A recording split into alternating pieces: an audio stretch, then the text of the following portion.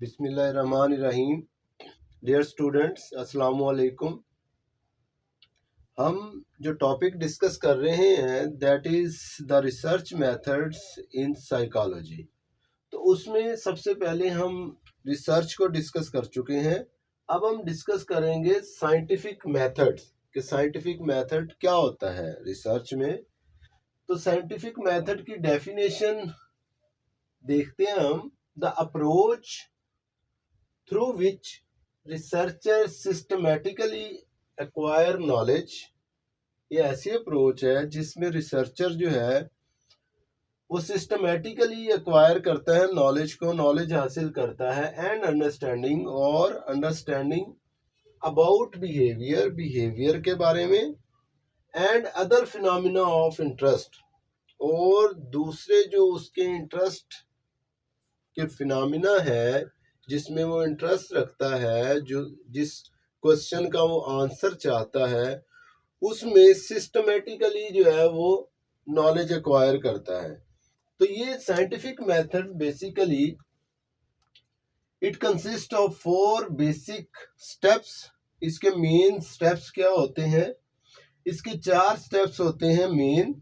Number 1, सबसे पहले जो है इसका स्टेप जो है that is identifying question of interest.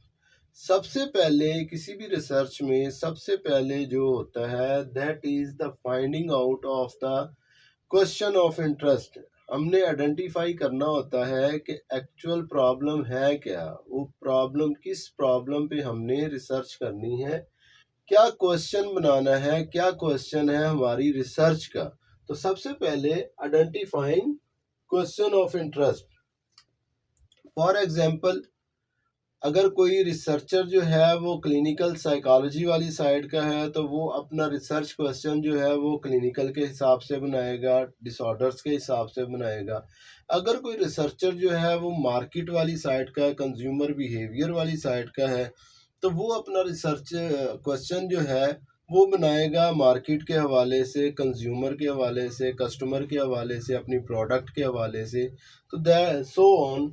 तो इसके बाद number 1 identifying question of interest. Number 2 formulating an explanation. जो भी उसका क्वेश्चन बना है उसके बाद उसने फार्मूलेट करना है एन एक्सप्लेनेशन। इसको हम इधर फ्लो चार्ट में जो है वो ज़रा तफसील से बात करेंगे इस पे। तो नंबर 3 पे है कैरिंग आउट रिसर्च। उसके बाद रिसर्च उसने बनानी होती है, रिसर्च डिज़ाइन उसने करनी होती है। रिसर्च डिजाइन टू सपोर्ट और रिफ्यूट द एक्सप्लेनेशन। जो उसने यहाँ पे दूसरे स्टेप पे एक्सप्लेनेशन बनाई थी उसको सपोर्ट करने के लिए या रिफ्यूट करने के लिए वो अपना एक रिसर्च मेथड जो है वो डिज़ाइन करेगा। तो उसके बाद नंबर 4 पे है कम्युनिकेटिंग द फाइंडिंग्स। तो वो जो भी उसकी फाइंडिंग्स आई हैं वो उसको कम्युनिकेट करेगा अदर जो है वो रिसर्चर से या अदर कम्युनिटी से। तो इन 4 स्टेप्स को हम थोड़ा सा डिटेल में देखते हैं इस फ्लो चार्ट में। तो सबसे पहले जो है that is identifying question of interest stemming from. अब ये आइडेंटिफाइंग क्वेश्चन ऑफ इंटरेस्ट, ये क्वेश्चन ऑफ इंटरेस्ट जो है, जो रिसर्च का क्वेश्चन है वो आता कहाँ से है? स्टेमिंग फ्रॉम यानी कि आता कहाँ से है?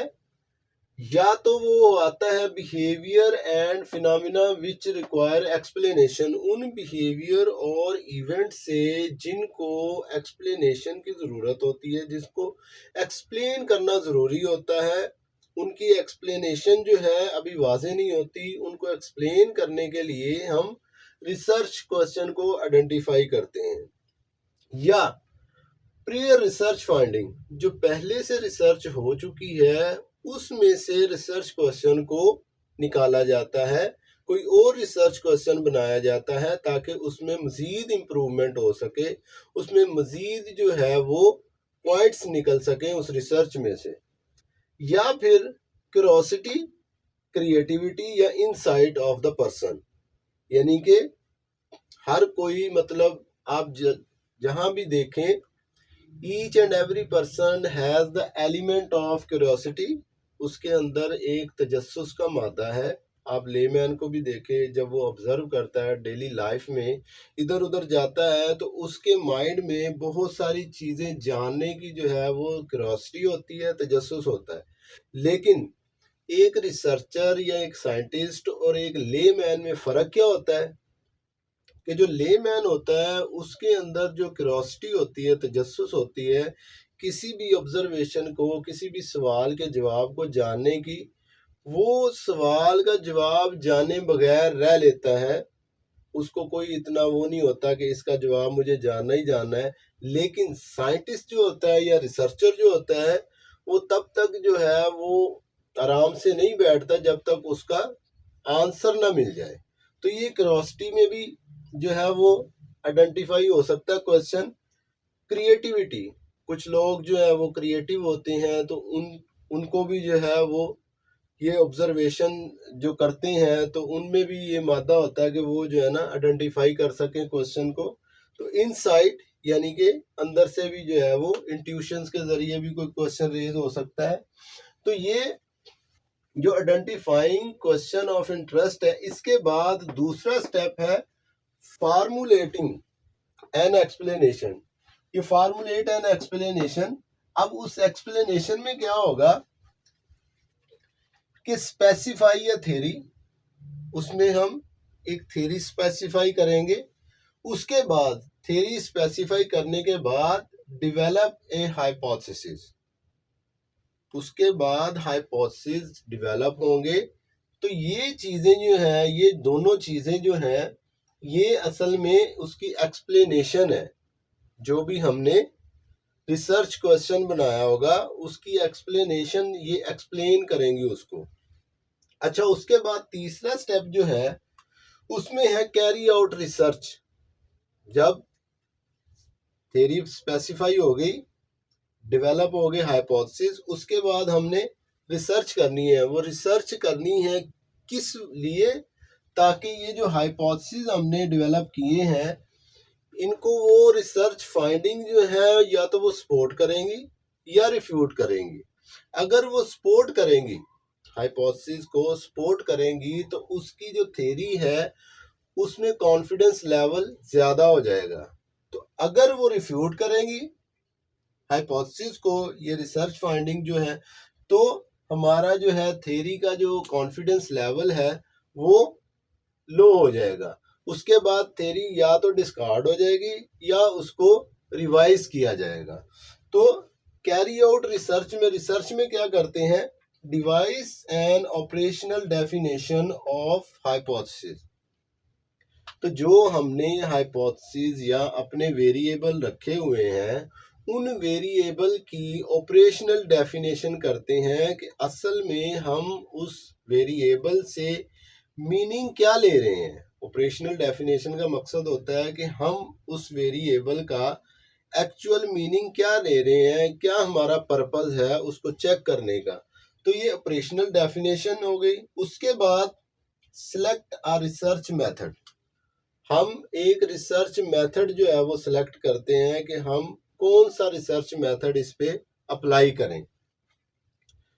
उसके बाद कलेक्ट द डाटा, डाटा हम कलेक्ट करते हैं। हमारा जो भी वेरिएबल या जो भी हाइपोथेसिस होते हैं उसके मुताबिक हमने सैम्पलिंग करनी होती है, उससे डाटा कलेक्ट करना होता है। तो कलेक्शन ऑफ डाटा के बाद जो है एनालाइज द डाटा, डाटा को एनालिसिस करते हैं, उसका एनालिसिस करते हैं, उनको डाटा को एनालाइज करते हैं। उसके बाद हमारे पास आ जाती हैं रिसर्च की फाइंडिंग्स।